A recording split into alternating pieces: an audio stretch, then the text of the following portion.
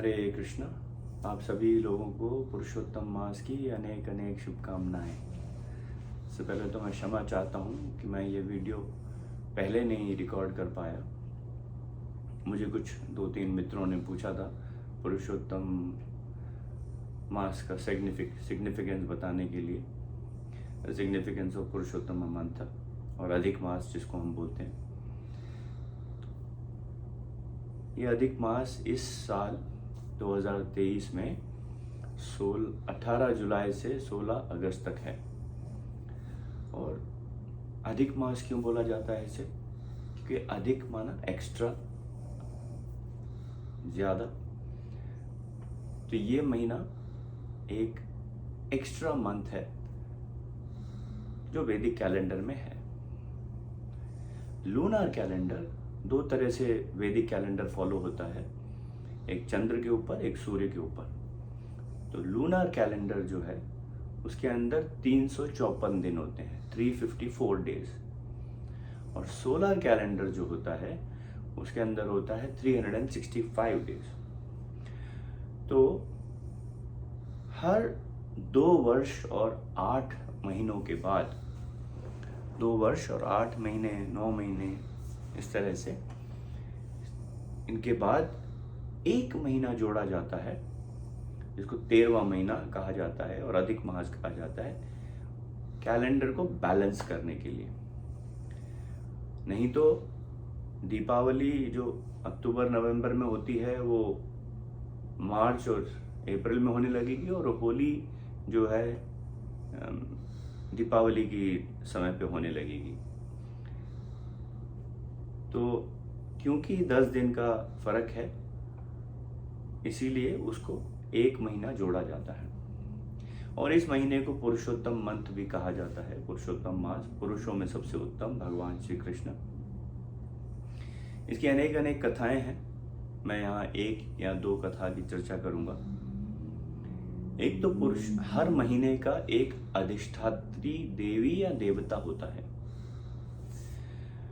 तो पुरुषोत्तम मंथ या अधिक मास की जो देवी है वो बहुत रोने लगी, क्योंकि इसे पंडित लोग जो होते हैं, जो कर्मकाजी पंडित होते हैं, वो कहते हैं कि ये महीना मल मास कहा जाता है। इसके अंदर कोई मुहूर्त नहीं होता है।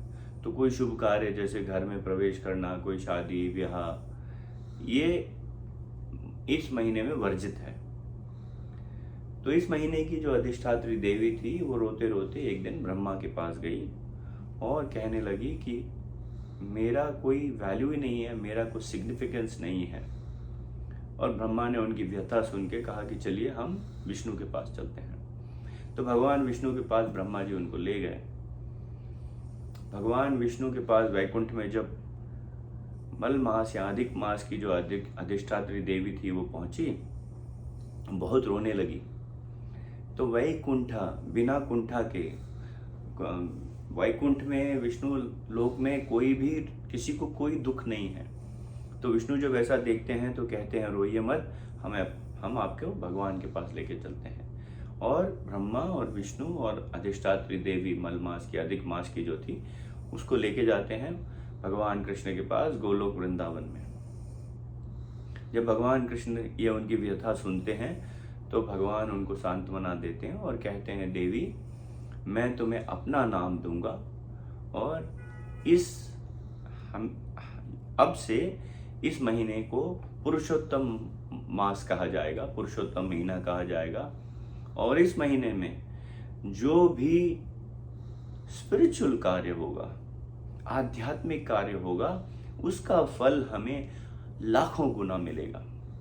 ये महीना कार्तिक से भी ज्यादा महत्वपूर्ण है।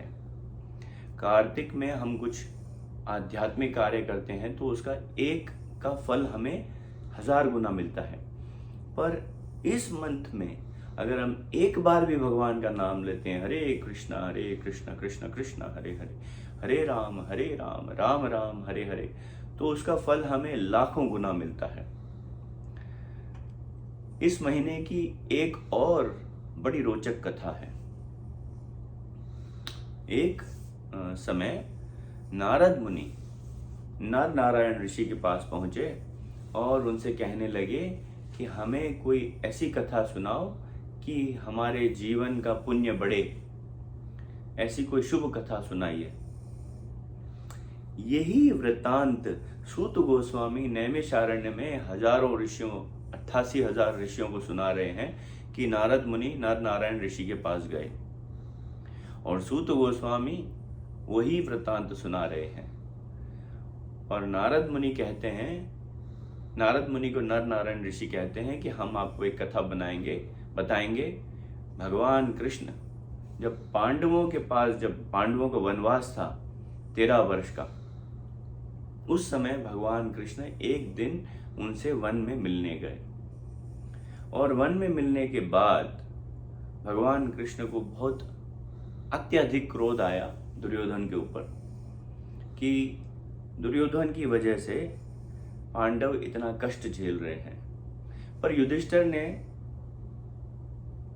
भगवान से पूछा कि हमें इतना ये कष्ट क्यों मिल रहा है, इसका हमें कोई बताइए कि हमने कोई पाप किया है कि हमें इस जन्म में इतने कष्ट मिले हैं। तो भगवान उनको कहते हैं कि आप पांडव लोगों ने पिछले जन्म में जो पुरुषोत्तम मास है उसका अवहेलना किया था, इसीलिए आपको इस जन्म में सारे कष्ट भोगने पड़ रहे हैं। जब पुरुषोत्तम महीना आता है तो ऋषियों मुनियों ने आपको समझाया कि आध्यात्मिक कार्य करना चाहिए, भगवान का नाम ज़्यादा लेना चाहिए, लेकिन आपने उसको इतना महत्व नहीं दिया, इसीलिए आपको इस जन्म में इतने कष्ट सहने पड़ रहे हैं। तो द्रौपदी कहती हैं कि मैं तो पिछले जन्म में इनकी पत्नी नहीं थी, तो इन्हें कष्ट है तो मुझे क्यों इतने कष्ट झेलने पड़ रहे हैं। भगवान ने द्रौपदी को बताया कि तुम पिछले जन्म में एक ऋषि थे, मेघावी ऋषि, उनकी पुत्री थी और तुम्हारा नाम था मेघा।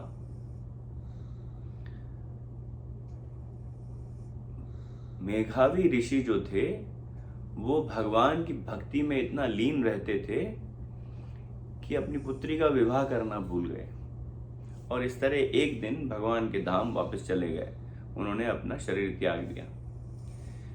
जब दुर्वासा मुनि को ये पता लगा, दुर्वासा मुनि जो थे वो मेघावी ऋषि के मित्र थे, तो जब दुर्वासा मुनि को ये पता लगा तो दुर्वासा मुनि मेघावी ऋषि की पुत्री मेघा से मिलने आए और मेधा ने उनको पूछा कि हे ऋषिवर, मुझे क्यों ऐसे कष्ट झेलने पड़ रहे हैं, मुझे इस जन्म में एक पति की प्राप्ति भी नहीं हो रही है। तो दुर्वासा मुनि उसे कहते हैं, पुत्री तुम चिंता न करो, तुम्हारे पिता मेरे मित्र थे और तुम्हें मैं एक रहस्य की बात बताता हूँ। अगला महीना जो है वो पुरुषोत्तम महीना है और इस महीने में तुम भगवान कृष्ण की स्तुति करो, भगवान कृष्ण का नाम लो, भगवान कृष्ण का जाप करो और तुम्हें पराक्रमी पति तो क्या भगवान स्वयं प्राप्त होंगे पति के रूप में। ऐसा कह के जब दुर्वासा ऋषि ने द्रौपदी को ऐसा कहा तो द्रौपदी को ऐसा विश्वास नहीं हुआ। उसने कहा, देखिए मेरे पिता इतनी पूजा करते थे, इतनी तपस्या करते थे, वो तो चले गए, मेरा ध्यान भी नहीं रखा। और ऐसा कहते हुए उसने कहा कि पुरुषोत्तम महीने का मैं पालन नहीं करूंगी। जब दुर्वासा मुनि ने ऐसा सुना तो दुर्वासा मुनि को बहुत क्रोध आया और उन्होंने कहा कि तुमने पुरुषोत्तम महीने की अवहेलना की है, इसीलिए तुम्हारा सारा तेज जो है वो चले जाए। तो द्रौपदी पिछले जन्म में जो मेधा थी वो उसी समय उसका शरीर जो है वो वृद्ध हो गया, वो बूढ़ी हो गई और फिर उसे ध्यान आया, उसने क्षमा मांगी दुर्वासा ऋषि से।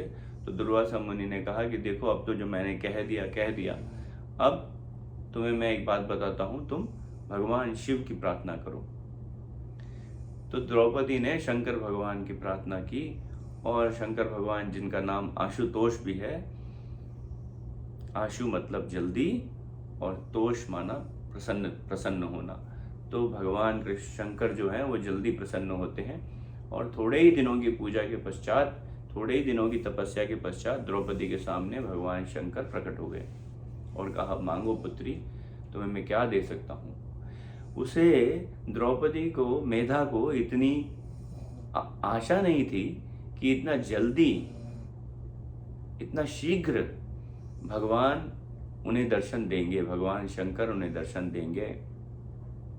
तो उन्होंने हड़बड़ाहट में कहा कि मुझे पति चाहिए, मुझे पति चाहिए, मुझे पति चाहिए, मुझे पति चाहिए, मुझे पति चाहिए, ऐसा उन्होंने 5 बार कहा।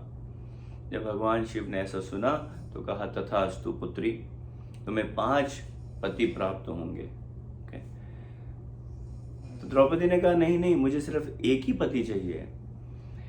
तो भगवान शिव ने कहा, देखो पुत्री, अब तो तुमने मांग लिया 5 पति और मैंने भी दे दिए, तो तुम्हें 5 पति मिलेंगे, पर मैं तुम्हें वरदान और देता हूं कि तुम्हारा सतीत्व जो है वो कायम रहेगा। सो इस तरह से कह के भगवान शिव चले गए और द्रौपदी को ये कथा भगवान कृष्ण ने सुनाई। और हमें सब मालूम है कि द्रौपदी के 5 पति थे। और इस महीने में हमें क्या करना चाहिए? इस महीने की ये बहुत महान महीना है। ये इस महीने को भगवान ने बनाया क्योंकि हिरण्यकशिपु ने वरदान मांगा था, मैं सर्दी में नहीं मरूं, गर्मी में नहीं मरूं, इस महीने में नहीं मरूं, उस महीने में नहीं मरूं। तो भगवान ने एक एक्स्ट्रा मंथ हिरण्यकशिपु का वध करने के लिए, नरसिंह देव के रूप में जब भगवान आए तो उनका वध करने के लिए ये महीना बनाया। और इस महीने का एक बहुत बढ़िया सिग्निफिकेंस है कि जब पुरुषोत्तम महीना आषाढ़ के महीने में आता है, तब भगवान श्री जगन्नाथ का नव कलेवर होता है ना। भगवान जगन्नाथ का, बलदेव का और सुभद्रा मैया का बॉडी चेंज करते हैं, अर्चा विग्रह चेंज करते हैं। पेंटिंग उनका हर साल होता है, लेकिन उनका बॉडी जो चेंज होता है वो जब पुरुषोत्तम महीना आषाढ़ महीने में आता है। और ये कभी भी हो सकता है, 9 साल में, 12 साल में, 13 साल में, 11 साल में, जब होगा तब भगवान जगन्नाथ का नव कलेवर होता है। और इस महीने का बहुत बहुत अधिक महानता है। जितना हमें हो सके भगवान कृष्ण की इस महीने में पूजा करनी चाहिए, जितना हो सके भगवान कृष्ण के नाम का जाप करना चाहिए। और सबसे सुगम जाप है हरे कृष्ण कृष्ण कृष्ण हरे हरे, हरे राम राम राम हरे हरे, ओम नमो भगवते वासुदेवाय। भगवान कृष्ण को प्रतिदिन नमस्कार करना चाहिए, साष्टांग प्रणाम करना चाहिए, एक घी का दिया भगवान को ऑफर करना चाहिए। इस महीने में तुलसी आरती करनी चाहिए, तुलसी सेवा करनी चाहिए। वृंदाय तुलसी देव्याय प्रियाय केशवस्य च विष्णु भक्ति प्रदे देवी सत्यवत्ये नमो नमः। यानि कानि च पापानि ब्रह्म हत्यादिकानि च तानि तानि प्रणश्यन्ति प्रदक्षिण पदे पदे। इस तरह से तुलसी की प्रार्थना करनी चाहिए, तुलसी को जल देना चाहिए, तुलसी की आरती करनी चाहिए। स्नान के बारे में बताया गया है शास्त्र में कि सबसे उत्तम स्नान जो होता है वो समुद्र में स्नान होता है। सेकंड बेस्ट जिसको बोला जाता है वो नदी का स्नान होता है। तीसरा, अगर नदी में भी आदमी नहीं जा सके तो तालाब का स्नान होता है। चौथा, कुएं का स्नान होता है। कुएं से जो बाल्टी निकाल के आदमी नहाते हैं, पहले नहाते थे। और हमें सब ये लग्जरी नहीं प्राप्त है। और जब हम बाथरूम में नहाते हैं शावर के नीचे आजकल, तो इस महीने में आप ये कर सकते हैं कि एक बाल्टी पानी की भर के उसके अंदर अपनी अंगूठा डाल के और एक मंत्र का उच्चारण करना चाहिए।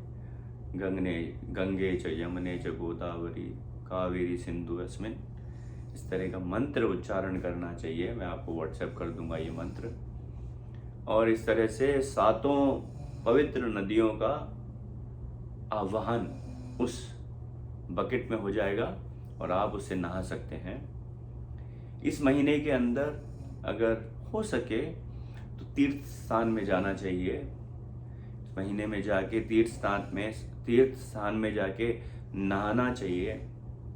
इस महीने के अंदर भगवत गीता का 15वां अध्याय पुरुषोत्तम योग का पाठ करना चाहिए। जितना हो सके हरि कथा सुननी चाहिए, भगवान का जाप करना चाहिए।